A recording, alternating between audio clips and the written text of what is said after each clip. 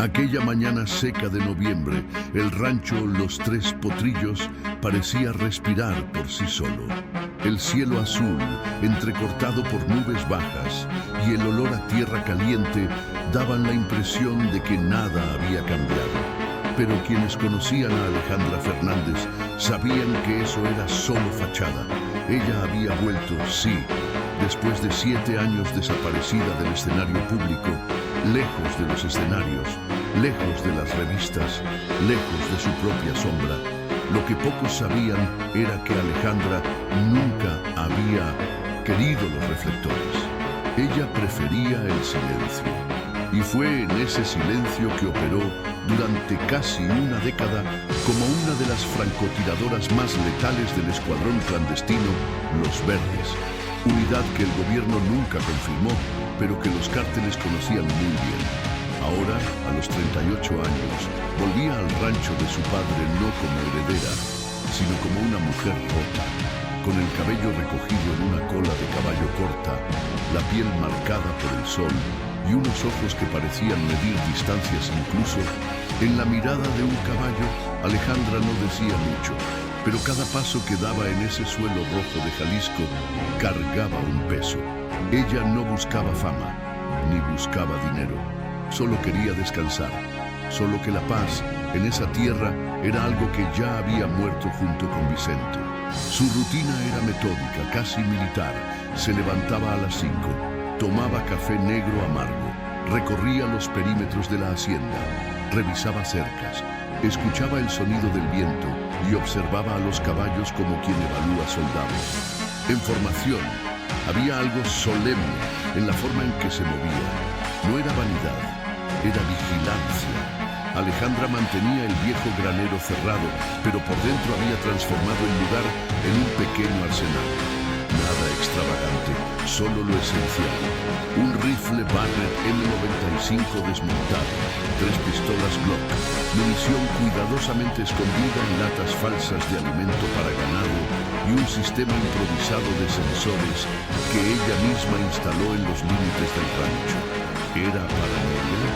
Tal vez, pero quien cargaba un pasado como el suyo no creía en la coincidencia. La primera vez que notó algo extraño fue un domingo. Un dron sobrevoló demasiado bajo. Ella escuchó un zumbido diferente y corrió hasta el techo del caserón. Miró al cielo con los mismos ojos que usaba en el campo de batalla. Era un modelo militar, discreto, rápido, con cámara térmica. Eso no era cosa de curiosos, era de cazador. El lunes, a las 6:13 de la mañana, encontró el primer aviso. Estaba atrapado en la vieja cerca de madera que delimitaba el potrero sur, donde su padre solía cantar a los caballos. Era un billete doblado en 4, escrito con una letra firme, casi escolar. Junto a él, una única bala, 7.62 K51, calibre que Alejandra conocía de memoria. El papel decía solo una frase: te encontraremos en el silencio. Ella quedó mirando eso durante un tiempo que ni siquiera supo contar. La mano no temblaba, el pecho sí, porque esa frase no era aleatoria. Era la misma que el hermano del lobo murmuró por el radio antes de, en aquella misión, en las montañas de Sinaloa, hace 3 años. La misión que ella comandó. La misión que debió haberse quedado enterrada en los informes secretos de los Verdes. Pero ahora la guerra golpeaba a su puerta y Alejandra comprendió entonces que el rancho ya no era solo tierra de memoria, era campo de batalla. Guardó la bala en el bolsillo como quien guarda un presagio. Esa noche no durmió, se recostó, pero sus ojos recorrían el techo como un radar. La mente repasaba protocolos antiguos, planes de contingencia, mapas mentales del terreno. El recuerdo del hermano de El Lobo, caído en el suelo con el pecho abierto por un tiro certero, volvía como una maldición. Alejandra no se arrepentía. No había espacio para el arrepentimiento en el lugar donde trabajaba, pero ahora la guerra dejaba de ser una misión y se transformaba en venganza personal. Y la venganza nunca sigue lógica. Es como pólvora esparcida. se prende fácilmente. Antes del amanecer, ya había reactivado las trampas en el bosque, colocado placas reflectantes en puntos estratégicos y enterrado sensores magnéticos en los dos accesos principales. Solo entonces se dio cuenta de que estaba temblando, no de miedo, sino de algo más íntimo: rabia. Rabia por no poder tener paz, rabia por tener que luchar de nuevo y además rabia por estar sola. En la soledad de la madrugada, con el rifle armado al lado de la cama, miró al cielo y dijo en voz baja: si vienen, que vengan de una vez. Aquí es mi casa. 2 días después, el viejo capataz del rancho, don Lupe, apareció con el ceño fruncido y un sobre arrugado en la mano. Había encontrado el paquete debajo del asiento del camión que Alejandra rara vez usaba. No era correo, no tenía remitente, no tenía dirección. Solo el nombre Fernández garabateado con carbón, como si fuera una marca de ganado. Dentro, una foto de ella con su padre en un rodeo de 1995. Tenía 9 años y Vicente la sostenía sobre sus hombros, mientras cantaba Volver, con el público aplaudiendo. Detrás de la foto, otro mensaje: ahora vas a volver, pero sola. Alejandra se quedó en silencio. Eso no era solo una amenaza, era un juego psicológico. Era el tipo de guerra que ella conocía muy bien, la que comienza con el miedo y no con el disparo. Don Lupe preguntó si debía llamar a la policía, pero ella negó con la cabeza, seca.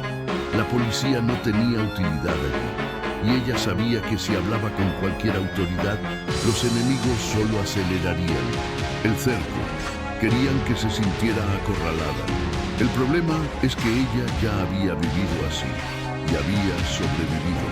Esa tarde, Alejandra cabalgó hasta el punto más alto de la propiedad, el Mirador de las Águilas, desde donde se podía ver casi todo el valle.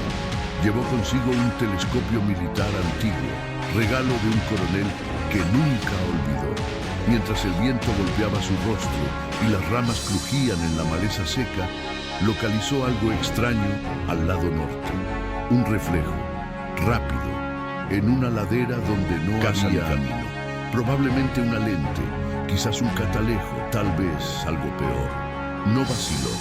Regresó con paso controlado, revisó el equipo del galpón y activó el viejo radio HF escondido detrás de la estantería de cuero. El sonido chisporroteó, pero después de intercambiar algunos códigos y frecuencias, surgió una voz del otro lado. Ramiro, ¿sigues viva, coronela? Sonrió por primera vez en días. Fue una de esas risas cortas, cansadas. Necesito ojos aquí, y tal vez unas manos también. De otro lado, la respuesta fue seca. Envía coordenadas. Traigo a Elías. El triángulo estaba de vuelta. Cuando Ramiro llegó, el rancho ya no era solo un pedazo de tierra cercado con alambre de púas.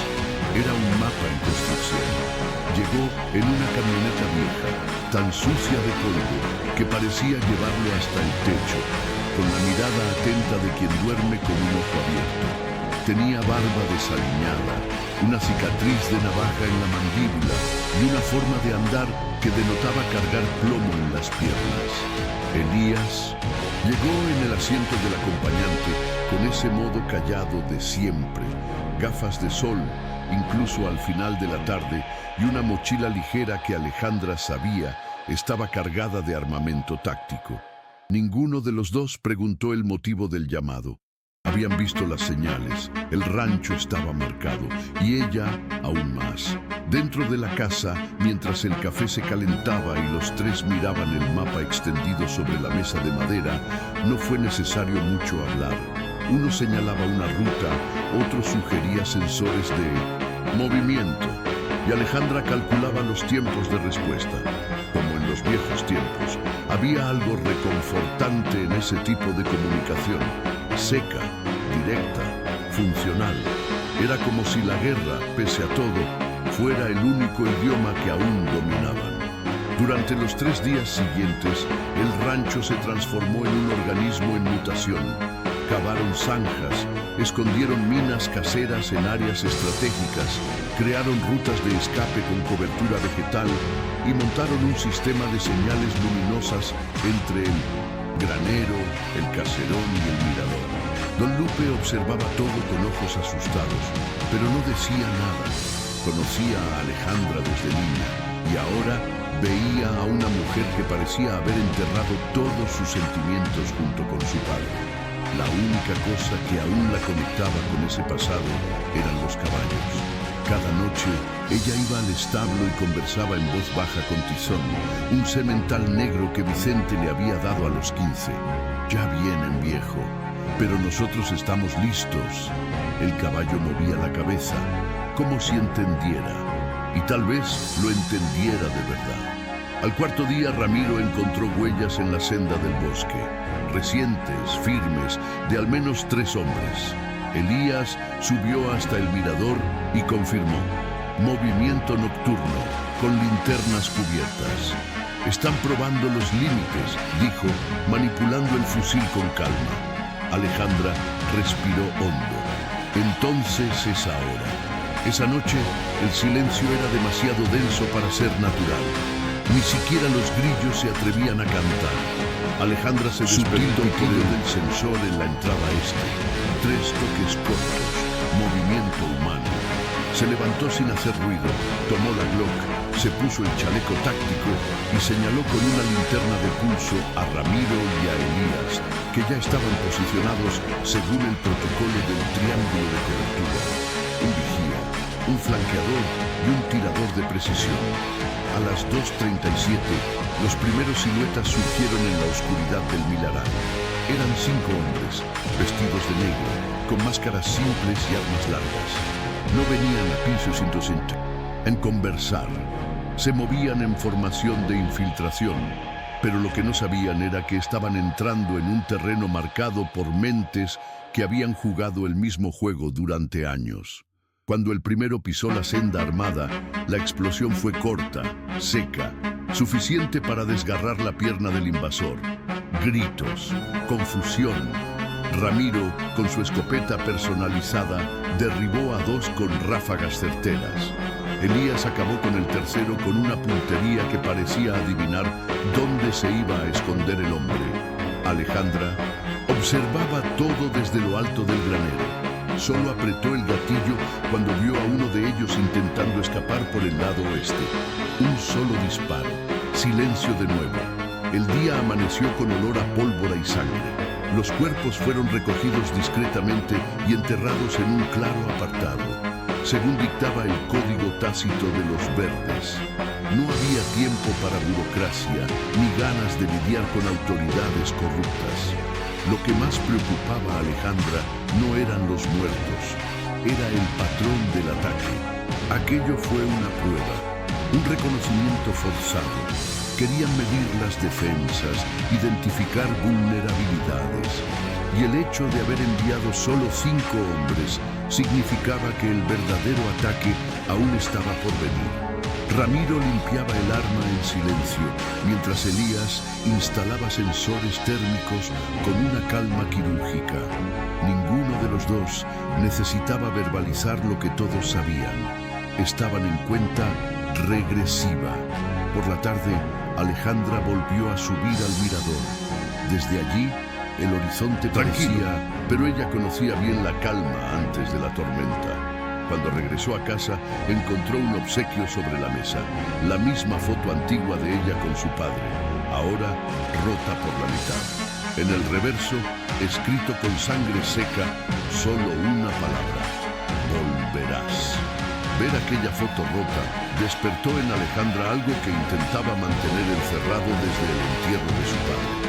Vicente era más que un símbolo nacional. Para ella era un refugio. El único hombre que nunca quiso controlarla, que respetó su silencio y entendió su guerra interna aún sin conocer todos los detalles. Él sabía que ella no estaba hecha para el escenario y lo aceptaba con un orgullo silencioso. Ahora, ver ese recuerdo profanado, usado como munición psicológica, despertaba en ella un dolor que no cabía en palabras. Aquello no era solo una guerra contra el cártel, Era contra el pasado, contra el duelo que había pospuesto durante tanto tiempo, contra la culpa por no haber estado presente en los últimos meses de 1900. Su vida. Volverás, decía el billete. Ella nunca se había ido de verdad, solo se había escondido. Pero ahora, el escondite era el propio hogar y no había más a dónde huir. En el fondo, Alejandra sabía, el verdadero enfrentamiento no sería solo con armas, sería con todo aquello que había llevado sola durante años y que ahora se le obligaba a enfrentar. Fue a la mañana siguiente cuando el radio chisporroteó con una señal antigua, casi olvidada. 3 toques cortos, 2 pausas, 1 largo, de Lucía. Código. No había escuchado esa voz al menos en 5 años. Lucía fue la única mujer a quien Alejandra respetó como igual en combate. Inteligente, precisa, con un instinto casi animal en el campo de batalla. Estratega consumada, Lucía era la mente detrás de muchas de las operaciones que dieron fama al escuadrón de los Verdes, incluso sin haber recibido medalla o mérito público.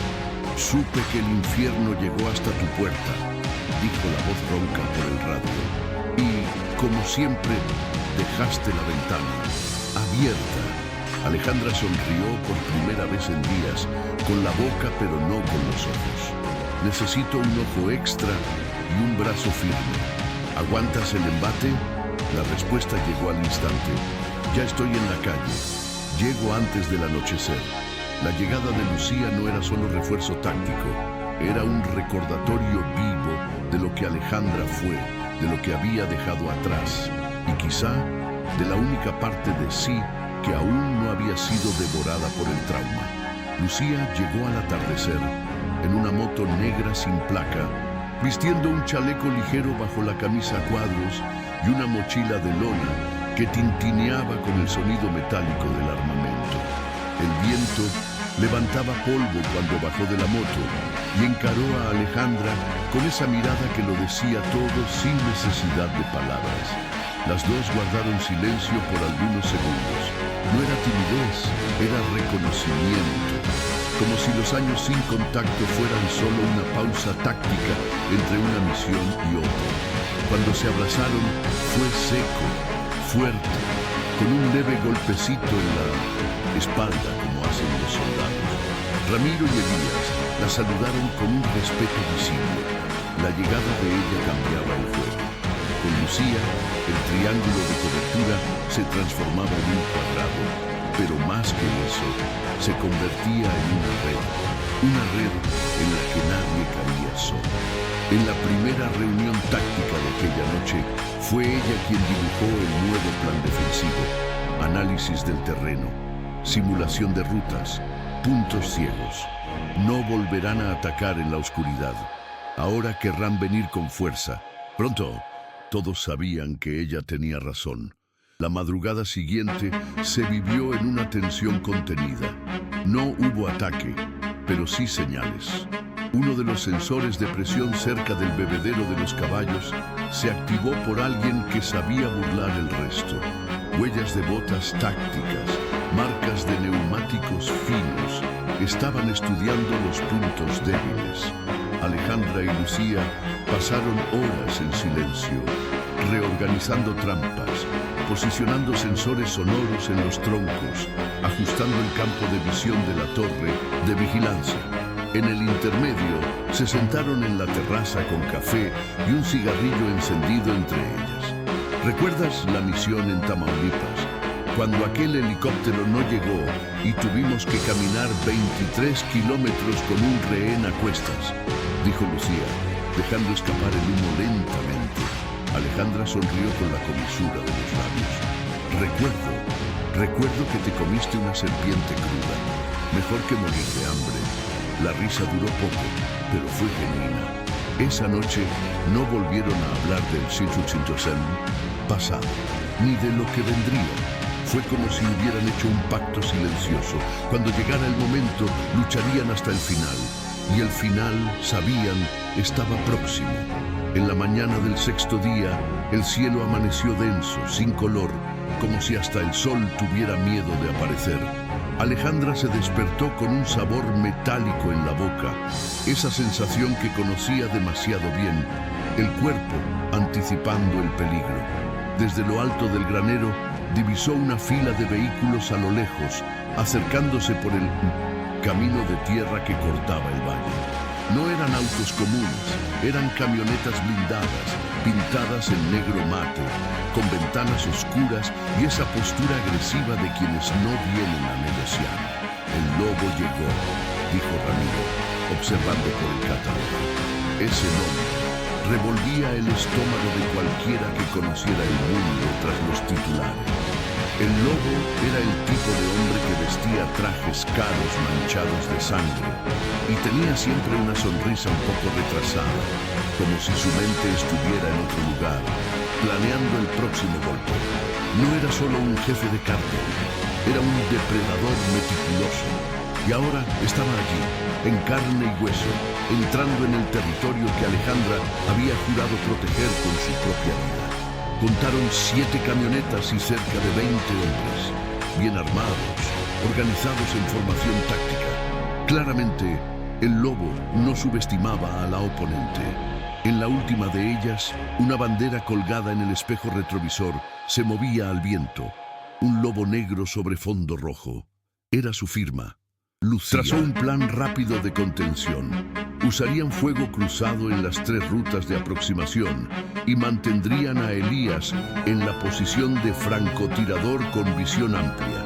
Alejandra, desde lo alto del granero, asumiría el control del disparo principal con el Barrett M95, su viejo compañero de guerra, pesado como un piano, preciso como un bisturí. Ramiro se encargaría del flanco este, donde la vegetación era más densa y podía haber escondites para invasores furtivos. Creen que van a invadir un rancho, van a entrar en un campo minado, dijo Alejandra con frialdad en la mirada. Pero por dentro, el corazón latía más fuerte de lo que quería admitir. Sabía que ni toda preparación evita el caos, y cuando se trata de venganza, los enemigos no vienen solo armados, vienen cargados de odio. El ataque comenzó a las 16:42, en el preciso momento en que el sol empezaba a ocultarse tras las colinas de Agave. Fue una ofensiva coordinada, con granadas de humo lanzadas por los laterales y disparos de fusil, barriendo la entrada principal. Pero Alejandra ya esperaba el movimiento. Tan pronto como el primer vehículo cruzó la línea marcada por los sensores, una secuencia de explosiones controladas estremeció el suelo. No para matar, sino para desestabilizar. Elías, desde lo alto del mirador, derribó al conductor de la segunda camioneta con un disparo seco. Los demás retrocedieron por instinto, formando un semicírculo defensivo. Alejandra, posicionada en el granero, utilizó el Barrett para contener a los tiradores que intentaban escalar el muro norte. Uno de ellos llegó a subir al techo de una de las bahías, pero no tuvo tiempo de disparar. Ella lo derribó con un disparo que atravesó el casco como papel mojado. Ramiro, en el flanco, bloqueaba cualquier intento de avance lateral con la precisión de quien conoce cada centímetro de ese terreno. Lucía brindaba soporte en la retaguardia, moviéndose como una sombra entre los árboles, derribando invasores con silenciador y estrategia. La batalla, en ese lugar, ya era total. En medio del caos, el lobo no apareció. Permanecía escondido, observando como siempre. Usaba a los demás como peones hasta encontrar la brecha perfecta. Alejandra lo sabía. Le gustaba acercarse en el momento de debilidad, cuando el enemigo ya estaba herido o distraído. Por eso, ella no bajó la guardia ni por un segundo. El tiroteo duró casi una hora. Cuando el polvo empezó a asentarse y los sonidos se volvieron meros ecos, había cuerpos esparcidos entre los cultivos, sangre en la tierra y un silencio que dolía más que los disparos. Alejandra bajó del granero sudorosa, sucia, con la respiración entrecortada. Encontró a Ramiro cojeando, pero vivo. Elías reapareció por el lado del milaral, con el rostro inexpresivo, como si hubiera regresado de un trance. Lucía fue la última en volver, con 2 cortes leves en el brazo y el arma aún caliente. Esto fue solo la primera oleada, dijo, y Alejandra asintió con la cabeza, porque sabía, en lo más profundo, que él, esperando, y la próxima vez, él vendría personalmente. Esa noche, nadie durmió. La casa principal se transformó en un puesto de comando improvisado, con linternas de luz roja, mapas manchados de sangre y café hirviendo en una vieja tetera. Alejandra se sentó unos minutos junto a la chimenea apagada, observando la foto rota que había pegado con cinta. El rostro de su padre ahora tenía una cicatriz de papel cruzando la sonrisa. Era demasiado simbólico para ser coincidencia. Miró a Lucía, que estaba sentada al otro lado de la sala, limpiando la hoja de un cuchillo, y dijo, ¿crees que él aún viene? Lucía no respondió de inmediato. Terminó de pulir la hoja, guardó el arma en el funda de su pierna y comentó, él viene. No puede salir de aquí sin verte caer. Este tipo de hombre necesita ver la destrucción en persona. Alejandra sintió como si ya hubiera hecho las paces con ello. Ella no temía morir. Temía perder esa tierra. Temía ver el rancho de su padre tomado por la sangre y el ego. Temía ver la memoria transformada en un campo de ejecución. Y por eso iba a luchar hasta el último cartucho. Alrededor de las 3 de la mañana, los perros comenzaron a ladrar. No como antes. Aquello era diferente. Eran ladridos de miedo, instinto puro. Elías subió al mirador y vio la silueta de una camioneta acercándose sola, sin escolta, sin luz, solo con los faros bajos atravesando la neblina. Alejandra ya lo sabía. Era él. El lobo venía como le gustaba, sin anunciarse, pero sin esconderse. La camioneta se detuvo a 20 metros de la entrada principal. El motor permaneció encendido. Entonces la puerta se abrió y allí estaba él. Traje gris oscuro arrugado, camisa abierta en el pecho, cabello perfectamente peinado, como si se dirigiera a una cena de gala y no a la guerra. Caminó despacio, con un revólver plateado en la cintura y una sonrisa torcida que congelaba el ambiente. «¡Fernández!», gritó, su voz rasgando la madrugada. «Vine a buscar lo que me quitaste». Alejandra se levantó lentamente. No respondió. Solo tomó el Barrett, contuvo la respiración y apuntó, pero no disparó. Todavía no, porque allí no se trataba solo de venganza, se trataba de cómo terminaría todo. Y ella quería que terminara de la forma correcta. El lobo se detuvo en medio del camino de tierra, solo, como si supiera exactamente dónde estaba cada mira. Abrió los brazos lentamente, de forma teatral. «Me debes un hermano, Alejandra, y yo no soy de los que dejan de saldar deudas». En voz era pastosa, segura, con ese acento cargado de quien creció en las sombras de Zacatecas. Ramiro, posicionado detrás del muro de piedra, apuntó con su arma, pero Alejandra levantó la mano para detenerlo. «Él quiere el escenario», dijo ella. Y Lucía añadió, «Entonces vamos a dejarlo sangrar por dentro». Alejandra salió por el lateral de la casa, caminando con pasos calculados, el rifle colgado en la espalda y la Glock en la cintura. Cuando se encontró frente a frente con él, ya no había soldados ni cobertura, solo los dos. «No debiste haber venido solo», dijo ella. «No debiste haber derramado mi sangre», respondió él. Durante unos segundos nadie se movió, hasta que él sacó el revólver y disparó, pero falló. Alejandra no. El disparo alcanzó el hombro del lobo, que retrocedió tambaleándose, pero no cayó. Sonrió como si eso lo animara aún más. «Ahora sí, coronela, ahora sí estamos vivos». Y sacó una granada del bolsillo de su abrigo, como si portara una moneda cualquiera. Aquello fue la señal. Desde la línea de árboles aparecieron más hombres, camuflados, rápidos, con armas automáticas. Era la última carta del lobo, un ataque desesperado, sin más táctica, sin más rodeos. Lucía gritó por el radio, punto ciego abierto en el flanco este.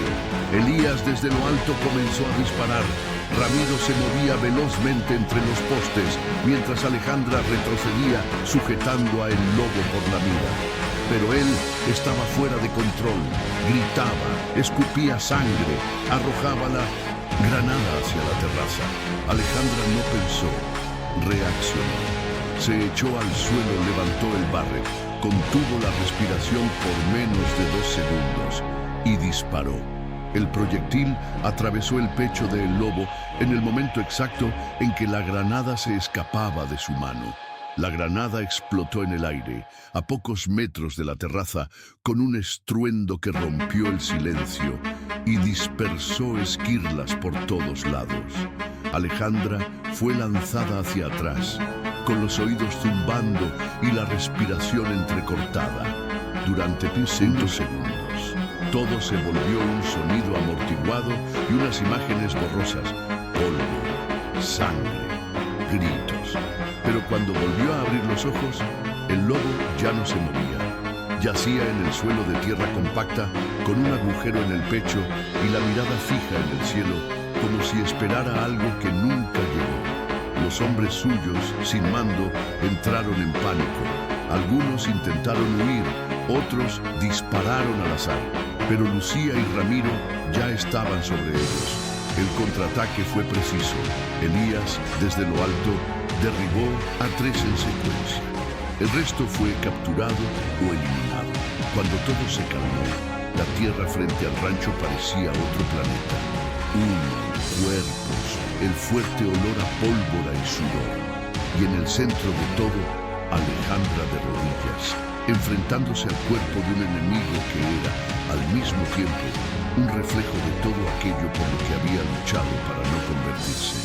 Lucía se acercó despacio, se arrodilló a su lado y le puso una mano en el hombro. Se acabó. Alejandra no respondió. Miraba a el lobo, quien trata de entender hasta dónde la guerra moldea el rostro de un hombre. Respiró hondo y se levantó lentamente, sintiendo cada músculo protestar por la tensión acumulada. Se acabó para él. Para mí, apenas empieza. La frase salió antes de que pudiera pensar. Era verdad. Matar a el lobo no borraba las cicatrices. Tampoco devolvía a Vicente, pero había algo en ese momento. Una especie de liberación cruda, dolorosa, pero real. El rancho resistió. Ellos resistieron. Por la mañana, los enterraron lejos de la casa y quemaron las banderas del cártel como señal. No se trataba de victoria, se trataba de continuidad, de proteger lo que aún podía salvarse.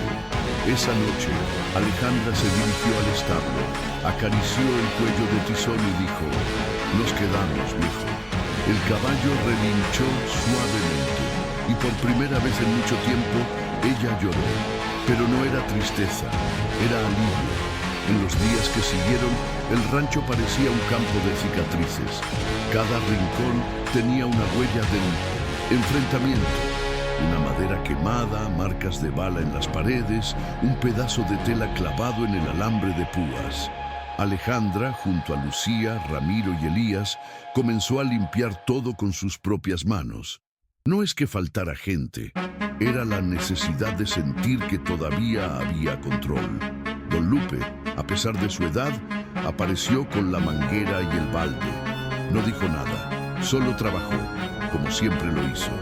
Los vecinos comenzaron a reaparecer poco a poco, como si quisieran probar el ambiente, desconfiando del nuevo silencio. Algunos traían bidones de agua, otros herramientas. Nadie preguntaba nada. Todos lo sabían. La historia ya había corrido por los campos, atravesado la sierra. Los 3 Potrillos ya no era solo un rancho más. Era un símbolo de resistencia. Y Alejandra, aún sin querer, se convertía en leyenda. Pero ella no buscaba eso. Su enfoque era otro: reconstruir, proteger, mantener viva la memoria de su padre sin transformar el lugar en un mausoleo. «Aquí aún se canta», dijo una tarde, mientras volvía a colocar la herradura en un caballo, y lo dijo en serio. Lucía se quedó por otras 2 semanas ayudando en las reparaciones y organizando las armas en el viejo granero, ahora transformado en sala de entrenamiento. Ella no hablaba mucho, pero su presencia era como un escudo constante, firme, confiable, familiar. Una noche se sentaron cerca de una fogata improvisada y abrieron una botella de tequila antiguo que Vicente había guardado con una etiqueta escrita a mano. Solo para cuando la guerra pase. Alejandra leyó eso y se rió. Mi padre siempre tuvo un tiempo extraño. Lucía respondió, o una fe que no entendíamos. Bebieron en silencio. El fuego se reflejaba en los ojos cansados de ambas. ¿Y ahora?, preguntó Lucía. Alejandra pensó un instante. Ahora me quedo. Quien quiera llevarse esta tierra tendrá que pasar por mí de nuevo, pero lo haré diferente. Entrenaré a la gente de aquí, armaré a los vecinos, formaré una red. Ya no se puede depender de la suerte. Lucía asintió sin sorpresa. Ella lo sabía. Alejandra no era solo exsoldado, era guardiana, y por primera vez ella misma se reconocía en ese papel. Fue allí cuando comenzó lo que meses después llamarían Red Potrillo. Nada oficial, sin papeleo, pero funcionaba mejor que cualquier iniciativa pública. Alejandra empezó entrenando a 3 vecinos. Un criador de cabras con puntería firme, una maestra de primaria que sabía armar trampas y un joven de 17 años que ya había perdido a su padre por otro cártel y juraba no perder nada más. Poco a poco, más gente se unió. Entrenamientos en silencio, de noche, en los campos, señales acordadas con linternas, códigos sonoros con latas, rondas en pareja, nada sofisticado, pero eficaz. Elías se quedó un tiempo, ayudando con cartografía y orientación nocturna. Ramiro regresó a la ciudad, pero dejó un radio y un compromiso. Volvería siempre que lo llamaran. Lucía partió por último, sin despedida dramática, solo un fuerte abrazo y un billete dejado. En el granero, tú te convertiste en lo que nadie supo que eras. Te veo en el próximo combate, si lo hay. Alejandra guardó el papel en el bolsillo de su chaqueta militar y continuó con su trabajo, porque aún había mucho por hacer. La noticia de la caída de El Lobo se esparció más rápido que una bala.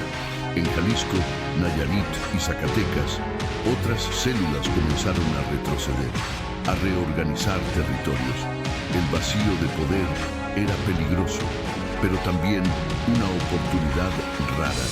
Alejandra sabía que ese vacío se llenaría de nuevo, siempre así era. Pero mientras tanto, el rancho tenía tiempo. Tiempo para plantar, tiempo para cuidar a los caballos, tiempo para enseñarle a un niño a montar y a una señora a apuntar con calma. Caminaba por el terreno como si recorriera su propio cuerpo, conociendo cada rincón, sintiendo lo que respiraba y lo que aún dolía. A veces se detenía en el viejo banco de piedra que Vicente solía usar para escribir letras de canciones. Un día encontró allí un cuaderno con hojas amarillentas. La última frase escrita decía: la tierra canta si apagas el miedo. Lo leyó 3 veces, sin pestañear. Luego cerró el cuaderno y lo guardó. Quizás ese fue el último regalo de su padre. Y quizá también el comienzo de una nueva historia. Con el tiempo, los habitantes comenzaron a aparecer más en el rancho. No solo para entrenar o pedir consejos, sino para escuchar. Alejandra, sin querer, se había convertido en una especie de referente. La gente venía a contar historias, compartir información, ofrecer suministros. Ella escuchaba con atención, pero mantenía cierta distancia. El trauma no se borra de un día para otro. La guerra había dejado en ella una marca invisible, de esas que nadie ve, pero que queman por dentro. A veces, de noche, aún se despertaba con el sonido de disparos en la cabeza. Otras veces, era solo el recuerdo del hermano del lobo caído, la misión que desencadenó todo. Pero había un detalle nuevo. Ahora, al despertar, ella miraba por la ventana y veía las Luces encendidas en las casas vecinas, gente despierta, cuidándose, protegiéndose. Ya no estaba sola, y eso lo cambiaba todo. La soledad se había convertido en una trinchera colectiva, y cada paso que daba ahora era también un paso para reconstruir algo más grande que ella, la dignidad de un pueblo que se negaba a arrodillarse. Fue en una tarde seca de marzo que recibió una visita inesperada. Un hombre alto, con gorra deteriorada, barba blanca y un portafolios de cuero en las manos. Era un funcionario público, pero de esos pocos que aún tenían una mirada honesta. Señora Fernández, estamos mapeando áreas de conflicto rural. Su nombre apareció. Alejandra lo observó cuidadosamente. No parecía amenazante, pero tampoco ingenuo. Aquí no hay conflicto, solo hubo resistencia. Él sonrió levemente. Precisamente por eso estamos aquí. Trajo documentos, mapas, solicitudes de cooperación. Hablaron casi 2 horas. Al final, dijo algo que retumbó en la mente de ella durante días. La forma más poderosa de guerra es enseñar a los otros a no tener que luchar jamás. Ella no respondió de inmediato. Solo más tarde por la noche, cuando escribió en un cuaderno que ahora usaba como diario de estrategia, anotó: quizás me esté convirtiendo en esto, una instructora de paz armada. Y eso tenía sentido, porque en tiempos como aquellos, la paz nunca llega desarmada. En los meses siguientes, lo que comenzó como defensa se transformó en estructura. Alejandra instaló cámaras discretas en los puntos altos de las colinas, reforzó los sensores de movimiento y creó rutas alternativas de comunicación por radio con los pueblos vecinos. No era paranoia, era preparación. Sabía que el cártel podía haber perdido a El Lobo, pero el sistema seguía vivo, tentacular, adaptable. Un día, un dron fue abatido por Elías, quien había regresado solo para una visita. El equipo era más avanzado, más discreto, pero el símbolo pintado en su cuerpo era claro. Una nueva célula se movía en el vacío. Dejado. Alejandra no se desesperó. Reunió a los vecinos en silencio, mostró los datos, organizó una nueva ronda de entrenamientos. Vienen con más tecnología, nosotros respondemos con más unión. Dijo eso mirando a los ojos de cada uno. No era carisma, era la verdad. Aquella mujer que antes solo vivía bajo órdenes, ahora daba dirección. Y quien la escuchaba veía en ella algo más que táctica. Veía a alguien que había sangrado, resistido y permanecido en pie. Durante un domingo de intenso calor, mientras ajustaba los tejados junto a Ramiro y 2 muchachos del pueblo, Alejandra recibió un mensaje cifrado por el radio. Sombra en el sur, 3 hombres armados, reconocimiento visual confirmado. Era una alerta de la escuela rural a 4 kilómetros del rancho, uno de los puntos que ella ayudaba a monitorear. Sin dudar, tomó la camioneta y partió con Elías y Lucía, quien había regresado unos días antes para ayudar en la vigilancia del sur. Al llegar, encontraron marcas de neumáticos frescos, huellas en línea recta y restos de comida enlatada. No era aún un ataque, era un sondeo, pero estaba claro, la nueva célula ya estaba en movimiento. «Quieren medir la reacción», dijo Lucía, agachada junto a una huella. Alejandra respondió firme: «Entonces verán lo que ocurre cuando se meten con gente que ya lo ha perdido todo y ha aprendido a responder». Regresaron al rancho, reorganizaron turnos de vigilancia, reforzaron las radios con baterías solares. Eso no era solo preparación, el inicio era de una nueva guerra, pero ahora con un ejército que sabía exactamente por qué luchaba. Una noche, tras otro día agotador de refuerzos en el rancho, Alejandra se quedó sola en el corral, sentada al borde de una cerca, mirando a los caballos. Tizón pastaba lentamente, tranquilo.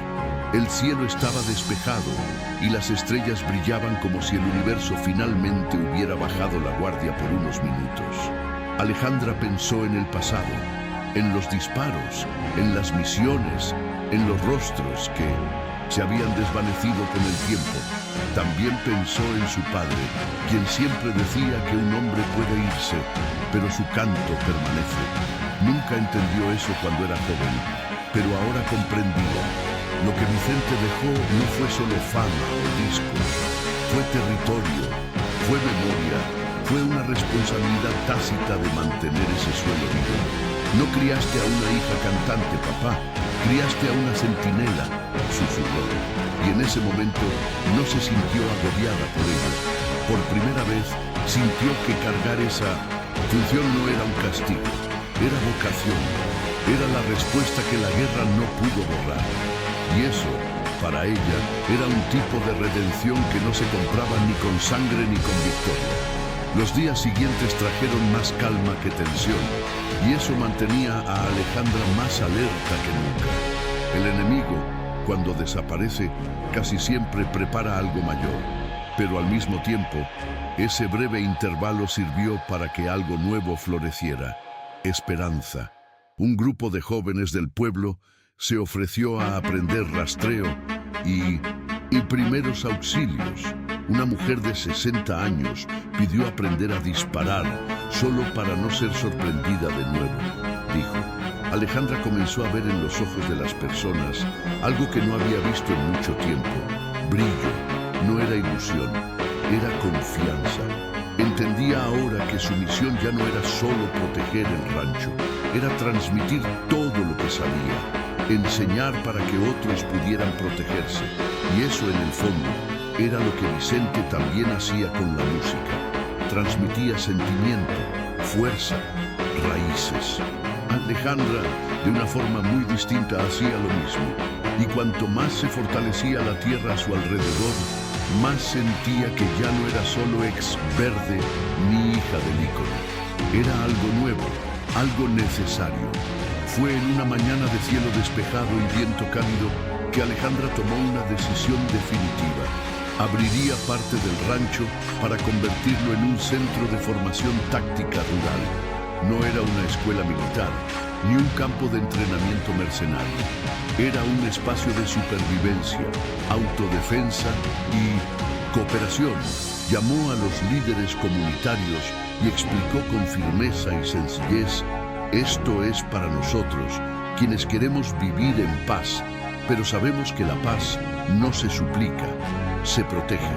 Algunos vacilaron al principio, temiendo represalias, pero bastó una mirada alrededor, a las cicatrices en el suelo, a los agujeros en las paredes y a los nombres de los caídos que todos conocían, para que el miedo se convirtiera en aceptación. En menos de un mes, los primeros grupos comenzaron a formarse. Jóvenes, ancianos, mujeres, padres de familia, gente común. Alejandra dirigía los entrenamientos con calma, sin gritos, con demostraciones precisas e instrucciones prácticas.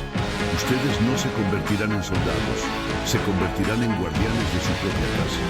Y eso, dicho por alguien que ya había matado y sobrevivido, tenía un peso especial. El rancho dejaba de ser solo resistencia, se convertía en referente. Por la noche, después de los entrenamientos, era común ver fogatas encendidas y círculos de conversación en el patio. Gente cantando, cocinando, contando historias antiguas. Alejandra, de vez en cuando, se sentaba al fondo, solo escuchando. No necesitaba hablar mucho, su sola presencia bastaba. Pero en una de esas noches, un niño de unos 12 años se acercó con un cuaderno maltratado y preguntó: ¿puedes firmarlo aquí? Ella sonrió, sorprendida. ¿Firmar qué?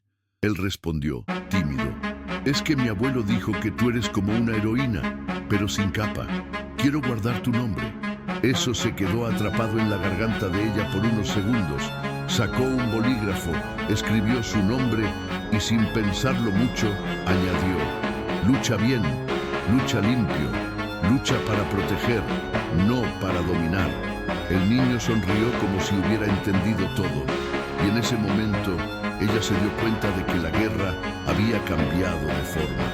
Ahora ya no estaba hecha solo de disparos, Estaba hecha de recuerdos, de ejemplos, de semillas que quizás solo germinaran años después. Y de eso, a partir de ahora, ella creería. Con el paso de los meses, lo que antes era una trinchera se volvió rutina. Y en la rutina, Alejandra empezó a redescubrir un tipo de paz que nunca había conocido. No la paz de la ausencia de conflicto, sino la paz de saber que estaba haciendo lo correcto. La vida en el rancho volvió a latir con fuerza. Los caballos relinchaban libres, los niños corrían por los campos durante los entrenamientos, los adultos trabajaban de día y se turnaban para vigilar de noche sin quejas. Los alrededores también cambiaron. Otros pueblos comenzaron a adoptar prácticas similares. La resistencia se extendía, no con violencia, sino con preparación. Era una revolución silenciosa. Un día, Lucía regresó sin aviso, como siempre solía hacer. Extrañé ver gente en pie donde antes solo había miedo, dijo. Se quedó unos días ayudando con los nuevos grupos y luego partió sin prometer retorno. Alejandra comprendió. Cada uno tenía su misión. La de ella era clara ahora.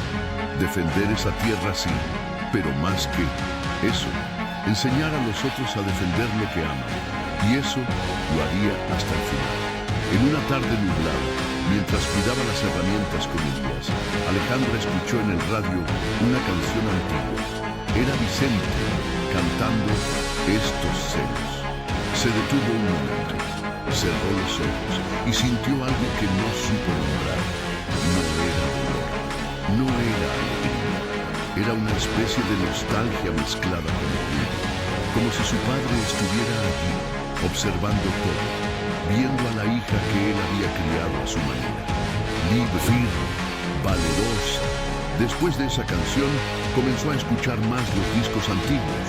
A veces los ponía en el radio durante los entrenamientos y los vecinos cantaban juntos, entre una instrucción y otra. La música volvía a formar parte de la tierra, y eso, de cierta manera, cerraba un ciclo.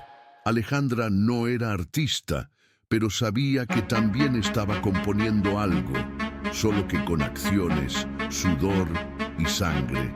Y ese álbum que grababa con su propia vida, nadie podía borrarlo. Se cantaba en las cercas, reforzadas, en las manos curtidas de la gente, en los ojos atentos de los jóvenes y sobre todo en el silencio respetuoso que pasó a habitar el rancho cada noche. El tiempo pasó. Un año después de la caída de El Lobo, Los Tres Potrillos era citado en reuniones comunitarias como modelo de resistencia. Pero allí adentro, el día a día seguía siendo tan simple como siempre. Alejandra se levantaba temprano, tomaba café negro, hacía las rondas, cuidaba los caballos y entrenaba a los grupos que ya eran más numerosos. A veces recibía cartas de otros pueblos pidiendo orientación. A veces llegaban mensajes cifrados de lugares lejanos, donde antiguos compañeros de guerra ahora también lideraban pequeños núcleos de defensa. Pero ella nunca salió de Jalisco, no por miedo, por decisión. Aquella era la tierra en la que había sangrado, amado, enterrado a su padre y enterrado su propio pasado. Allí había construido algo que ni la guerra pudo destruir, un hogar. Un día, sentada en la terraza con Ramiro, él dijo: «¿Sabes que podrías haberte ido al mundo? ¿Por qué te quedaste aquí?». Ella respondió sin titubear: «Porque aquí hay raíz, y donde hay raíz, hay un combate que vale la pena». Ramiro simplemente asintió y quedó en silencio, porque en el fondo todos sabían que era verdad. En una mañana lluviosa, Alejandra encontró en el portón del rancho una caja pequeña, envuelta en plástico grueso. Dentro había un medallón de plata con las iniciales LV, Los Verdes, y una carta escrita a mano, sin firma: «Has honrado más de lo que cualquiera de nosotros». Ella sostuvo eso con ambas manos durante un largo rato, en silencio. Luego llevó el medallón al cuarto de su padre, donde aún se guardaban las viejas botas de Vicente y una camisa bordada que él usaba en los rodeos. Colocó el medallón allí sobre la estantería, entre los discos y los santitos. Esa era la dedicatoria que aceptaba, no la pública ni la televisada, la que venía de quien había vivido lo mismo, de quien sabía el precio que se paga por permanecer en pie. Al salir del cuarto se detuvo en la puerta y miró a su alrededor. La casa seguía firme, la tierra viva y la gente más fuerte que nunca. Eso era suficiente, eso era todo. Una noche, después de un largo día de reparaciones en el granero, Alejandra subió sola al mirador.